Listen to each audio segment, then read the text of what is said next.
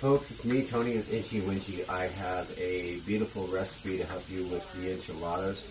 I'm going to break it all down for you. So how to make a really good enchilada. First thing I did was I took my chicken over here and put it in my pan. I've got it brewing, simmering. You could add some chili powder, cumin, a little bit of garlic salt. I add a couple different chilies into it to give it that good flavor. Add a little brown sugar to it because that really helps it break down the chicken fat. And let's put in a little, I use a chili oil, and I use regular oil fats, and then I use a chili oil. So it's really important to get that chili oil in there because it adds into the fat itself. So when I do that, so I'm going to sear all my ends together, and then once these are done and seared, I'm going to turn my skins over, and you can see the caramelization, the different colors that are coming on in top. I usually do this at about 325, 350. You want to get a good browning on both ends. Once you get the browning, what we're going to do next after this, we're going to pull these, render the fat. Don't throw away the fat because that's the most important part is all that rendering. And we're going to take this and we're going to transfer it in the oven. Hi, Tony. I am doing a fantastic dish for you all. It's an enchilada. So I'm going to tell you about how I do my ingredients, the main protein that goes in it. So we're going to start with that chicken. It's called a pulled chicken. So what I do is I add sugar. I add a lot of different seasonings. Alright, so the different brands that I'm using is called a basic. It is a back to the basics. It's an artesic blend of herbs and spices. I really like this because it's got some sugars in there to help with the color in the chicken. When you add sugar to your chicken, it helps caramelization and it gives it a good browning, a good flavor technique. The other one I'm using is called Cucina Vienesa. It's a Catalina chili powder. I really love this one because it gives it more of an authentic taste. This flavor here is a caprese. It's from Sicily, but it's got chili powders, dehydrated onions, garlic, bell pepper, cilantro, salt, oregano, cumin, natural mesquite flavors, and I love it. A little bit of soybean oil. But these two are my go-tos. I love these sauces. So when you start with your dish, you're going to add a little bit of oil on the chicken. What I do is I added some oil, and then I use a chili oil to give it a little bit of heat and spice. You're going to brown your chicken as I'm doing so right now. Turn them over. You can see the caramelization is already taking effect with the sugars, because that's what I love about it. And then we're going to render the fat down. Don't throw out your fat because that's where all your flavor is going to go out. This is done. I did it about 325, 350. And then I'm going to put it in the oven for about 30, 35, 40 minutes until it's up to temp. Then what I'm going to do is we'll go to the next stage after that. Okay, so now I've got the chicken done. It's been 25 minutes I put it in for. And I think it's about ready. So you're going to pull your chicken out from the oven after you've fried it. Those look delicious. Oh my God, that's so good. Alright, so what we're going to do now is shut this off. So this is your chicken, everything's done. And then we're going to get a pan. We're going to fill it with a little bit of water, which is going to cover the chicken just enough. And that's what we're going to do is we're going to get a boiled chicken. And then, so what I'm going to do is I'm going to just go down for a minute. And then I'm going to go get another pan. Okay, so now that we have our pan good to go, we're going to take this pot, we're going to take our chicken, and throw it in your pan. It'll burn itself, it's really hot. Really good. Alrighty. I know you're going to be tempted to want to eat this stuff just like I am. That's the good thing about being a chef, or cook, whatever it is you get to sample everything as you go along. So you're going to take all this and you put it in here. Don't forget, render the fat. So save all the fat because you're going to need it in the end. Do not throw away any fat. So then you're going to take this and you're going to ruin this chicken. I call it ruining the chicken because it's so good. You're going to take, let me come over here, I'll show you what I'm doing. I'm going to take water. I don't know if you can see in there, but I'm going to fill this up with water. Just going to get enough. We're going to do what's called pulled chicken. So all the flavors are going to be in there. That's what I do. I'm going to fill this up. We're going to get it good and covered with water. Use any water you want, but tap water is so good in Minnesota because it always tastes so good. Once you get the chicken covered just enough, probably want just a little bit more. You want to cover this chicken up pretty well, and you're going to add more flavor to the water itself. And then what you're going to do next is you're going to take this here, this pot, take it over here. You're going to crank this up, get it good and hot. And you're going to let that boil down. All those flavors and those fats and everything that we've done, we're going to bring this all into one pot. We'll let it boil down, reduce till the chicken starts to fall off the bone. And then we're going to go through the separation. Okay, so the next thing, I got this. It's an avocado leaf that I just love because there's so many benefits in this, and I had to write a lot of this down, and I'm sorry, but the Hogos is an avocado leaf. Now, this is a very beneficial leaf. It helps boost your immune system, but it also helps with anxiety. So who needs Prozac, right? But it lowers your blood pressure. There's a lot of beneficial factors in this leaf alone. You know, you have the avocado. The avocado is great. Don't get me wrong. You got zinc, magnesium, all those things, but you get just as much, if not more, just like the kaffir leaf. The kaffir leaf is the lime. These leaves off these trees and these fruits have so many more benefits and so many different flavors. But what I like most about this leaf is the flavors that they put behind it, because unlike you have your barbacoas, you have your moles, you have your guacamoles, but this is the key ingredient right here that a lot of people don't know. It's an ancient ingredient that's been passed on from generation to generation. A lot of people don't talk about. Well, I'm going to tell you now. So what I do is I crank my heat up on here, and I take these leaves before I put them. I've got my chicken boiling over there, and I get this good and hot. And don't forget, I've got all my drippings here. So one of my favorites, this one right here. And so what I'm going to do is I'm going to take these leaves and I'm just going to fry them really quick. And I take the leaves and I just fry them up in the oil. Get this oil good and hot. It's not quite that hot yet. But what that does, it releases the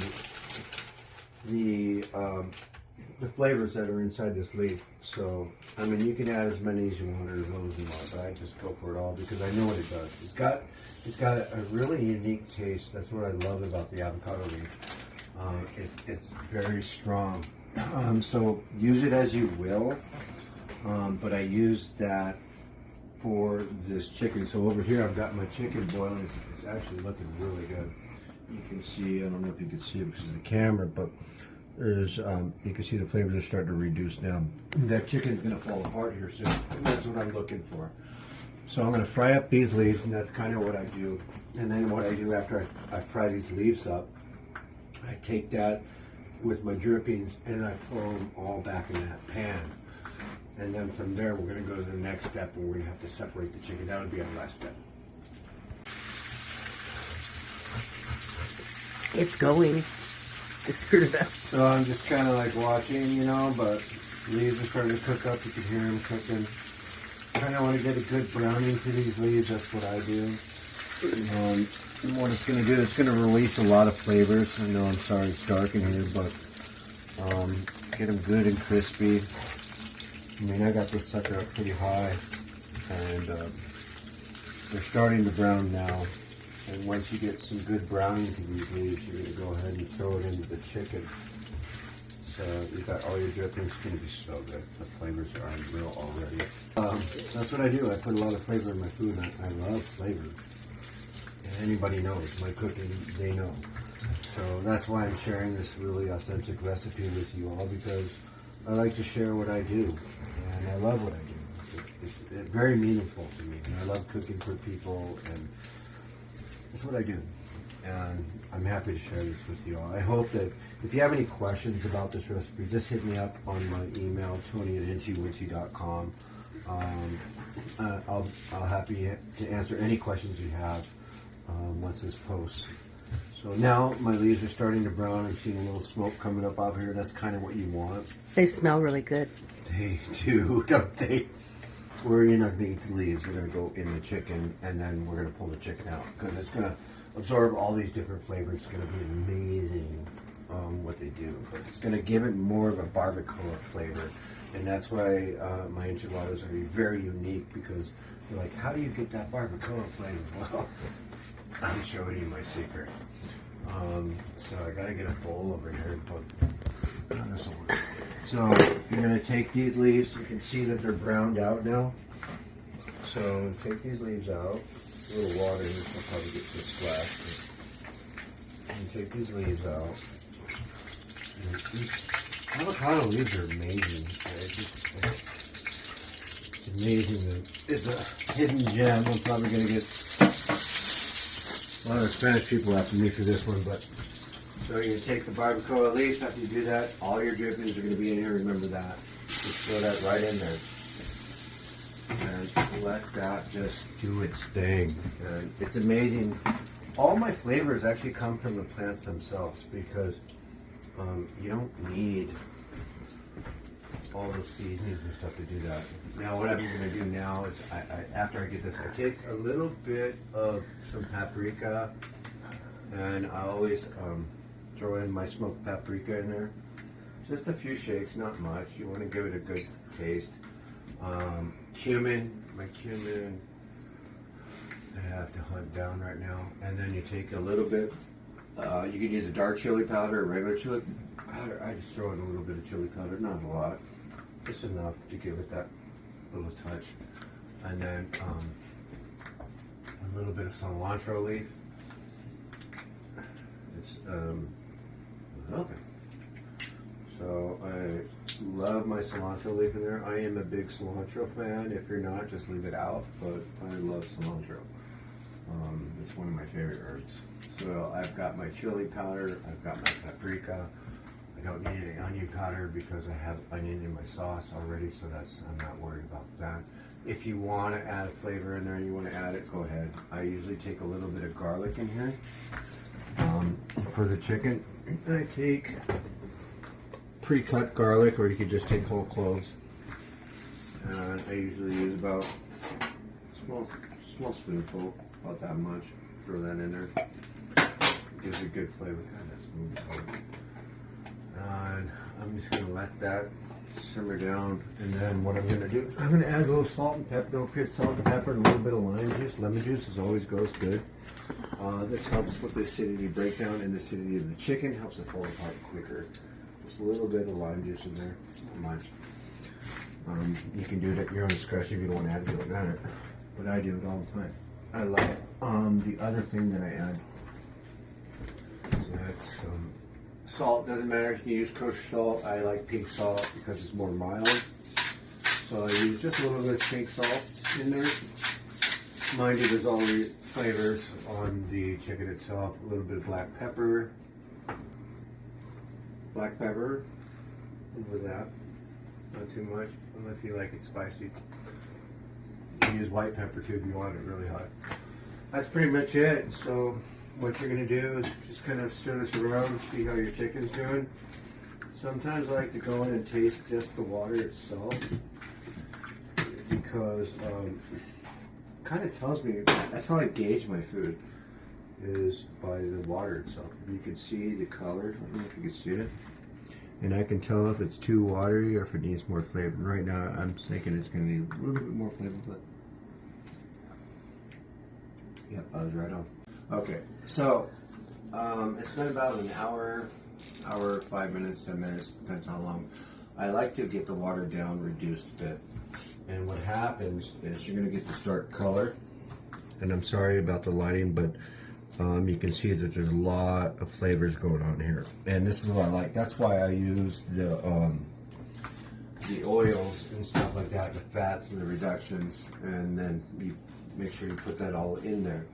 And what happens is you get this dark color. So your chicken is going to have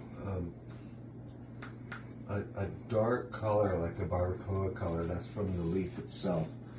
And so this is kind of what you want. I like to reduce it more because the more you get the water out, the more flavor you're going to get in that chicken.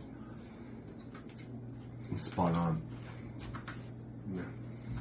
It's almost like a chicken soup, but there's more flavors going on here. I wish you could taste it.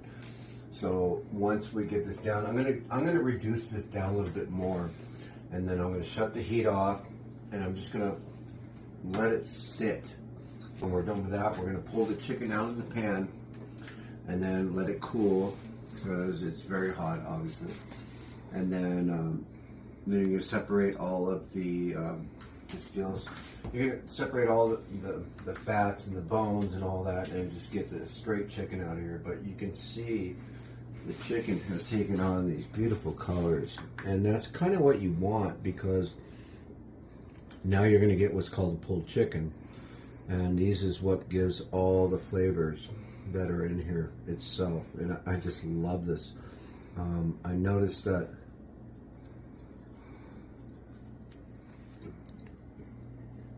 you have to make some adjustments, like salts, but it's got a really good barbacoa flavor that's in here. It's just unbelievable. It's really good. So let it cool down, and then we're going to go on the next step. And so to make a really good, authentic enchilada, it's all about the sauce. It's all about flavors. And this, what I'm doing right here is it packs so much flavor. So when you do your enchilada, which is our next step, I mean, to make a good dish, it's a French style. Things take time, and if you have patience and you take time, you're going to get so much flavor. People are going to keep coming back to this stuff. I promise you. I've done it at restaurants. I've done this so many times, and people are like, how do you get that flavor in there? It's like, this is what I do. And I like to share it with you all so that you know that when you try this recipe and you do what I do, I want you to understand how much passion I have for this, because I wish you were here to smell this and taste at the house. It's amazing. But we're going to go on to the next step here. I'm going to let it cool down, and then I'll go into the next one, okay?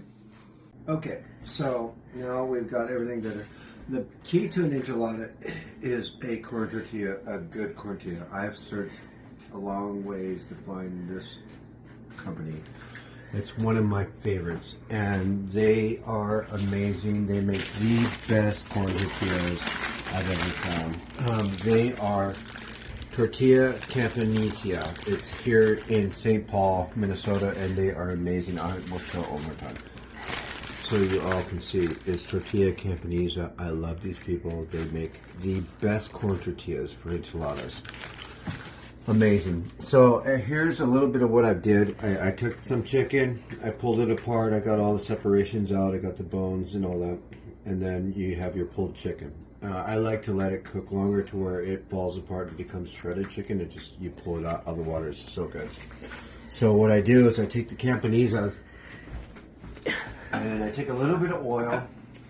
I fry them really quick, not long. Don't do this unless you really know what you're doing, because you can really burn yourself, but I've been a chef for so long it doesn't bother me. So I sear the corn tortillas really fast. It's called a flash. So, and then you drip the oil. Don't do this unless you've been doing this for a long time, because it's very hot. You get good burns. So I don't recommend anybody doing what I just did. But once you do that, you're going to take this tortilla here. You're going to take your fillings. It's super easy. You can put whatever fillings you want. I just use a little chicken like this. And then I take my cheese. Whatever cheese. You can use cheddar cheese. I use a Colby Jack mix. Put your cheese in there. And then the key ingredient right now is Inchy Winchy. This is my sauce. I bottle it. I make it at www.inchywinchy.com. You can order it online. I'll have it sent to you direct. It's 100% guaranteed. If you're not satisfied, I will reimburse you. You can keep the rest of the sauce.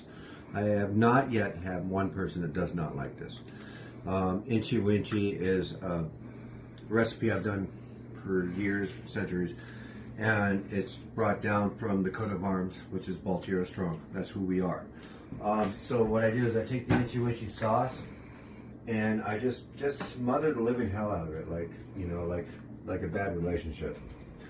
And you pour the sauce on there, and then you got it, and then you just roll it in, like so. Don't worry about the oils and stuff like that. The reason why we do the oils is because we want to soften the corn tortilla to keep it from falling apart. You roll it, you throw it in there, and you go on to your next one. That's kind of the concept of it. You can put onions, you can put anything you want in there.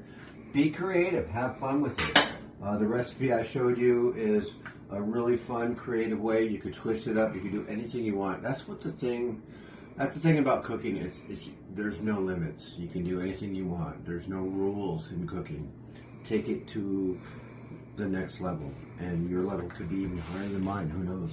But take it to any level you want and enjoy it. Welcome back. All right, so now I'm just going to give you an idea. You just roll your pan the way you want. This is going to be my red sauce. Right now I'm doing an experimental green sauce coming soon, Inchy Winchy's green sauce. It's fire. It's really good. I was uncomfortable at first, but I'm actually growing to the sauce a little bit. So you're going to take your Inchy Winchy sauce. You're just going to go ahead and just pour that Inchy Winchy sauce all over you want to smother the living heck out of them, because the more sauce, the merrier. It's like a Merry Christmas to me.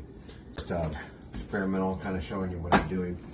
Take your green sauce, smother them really well, because that's what makes an enchilada an enchilada.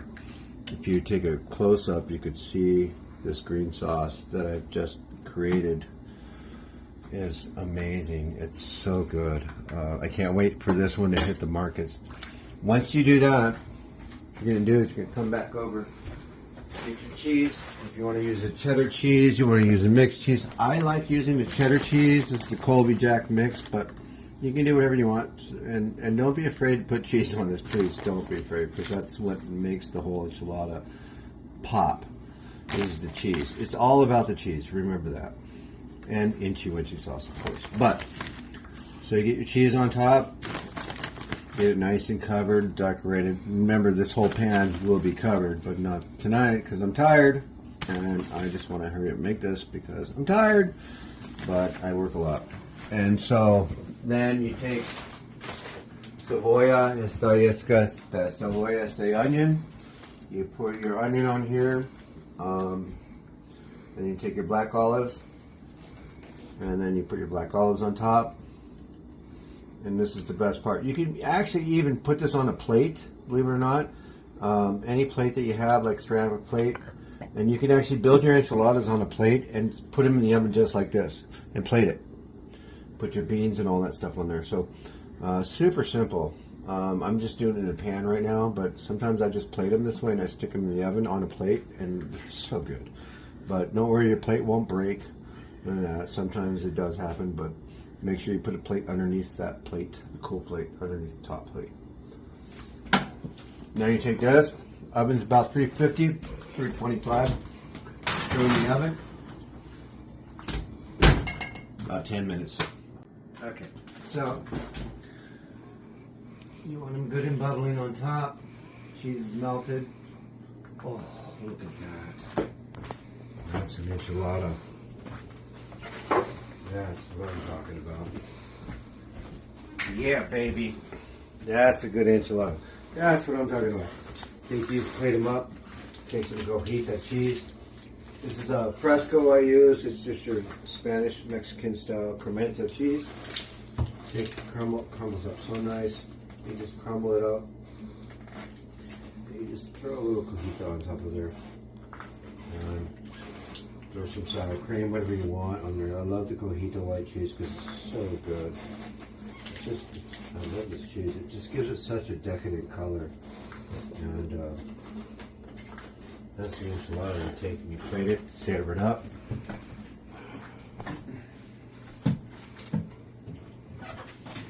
So, I can't wait to eat. I'm hungry. I've been doing this all day long. Enchiladas are not easy. It's an art. And don't be upset if you get it wrong the first time. But This is the green sauce that I have coming out soon. It was, I worked on it. Actually came out pretty well. I was pretty wondering what it was going to be like at first, but I guess I can't wait. Oh, very hot as a butter, but